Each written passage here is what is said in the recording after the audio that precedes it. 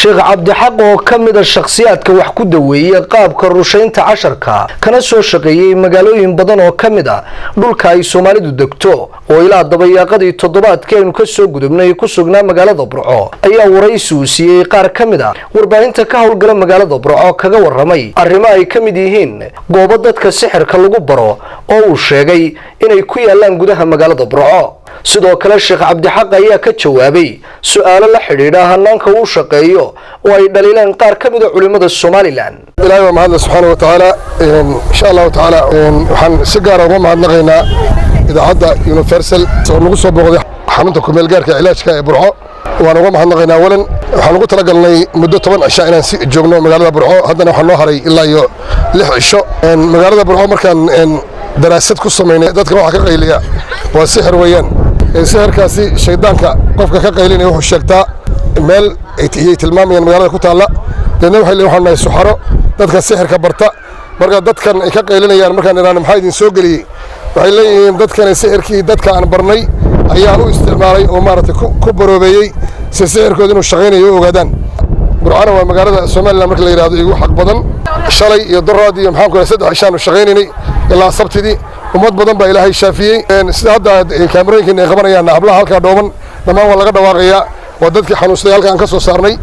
ayaa halka insha Allah ta'ala fadhiya ilaahayna wax ka bareynaa inta boqolka qof ku dhaw ilaahay nagu shaafiyo sheekh cabdixaqow rushayntu waa qaab ku cusub xarumaha ruqyada waxa jira culimo dhaliilsan daweynta noocaas maxaad kaga jawaabaysaa sharciyan arinta noocaas waxaan nahay dad islaama zaman waxaan soo marnay dadku aanay dhakhtarna aadi jirin inta biyo la soo qaado weel lagu soo qaado qof xanuunsan ayaa loo soo qaadi jiray biyaha dadna macallinkeenna iyo ardaydana waxay ku tufi jireen quraan qofka xanuunsan baa dib loogu alin jiray waana la waraabin jiray waana lagu shubi jiray ilaahayna caafimaad buu siin jiray nabi maxamed sallallahu alayhi wasallam ceel ayuu maartay ka soo daray wadaan wiil yar oo shinjiro saxaabada kamid ah ayuu ugu tufay 10 وعبسيه ونكشوي نمك علماء قار كمد ونمك بحيه ويا المجا الروشية ولقيت سومالي عيون فرماسي تجين أي 10 كعبي جرتي 10 كيلو بقى كردياني وكرديي مدن أن هذا بوفرني مشين كان لقوا تلاقي نيجي ورد لقوا ميرو سمسم بنخش من القرآن كيونا ما يسترن cabdixaq علماء قاركود waxay kugu dhaliilaan inaad xaraf ku celceliso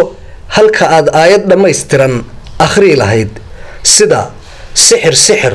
ama عين تاسنا أنا شرعي أهين محد كجت جوابي سؤاشة كاس أنا هو فسألوا أهل الذكر إن كنتم لا تعلمون وحياة عدنك السايري إنه العلاج نحبك أقول وحاول وجهاد وجهاد فقاتلوا أولياء الشيطان بل رقيضة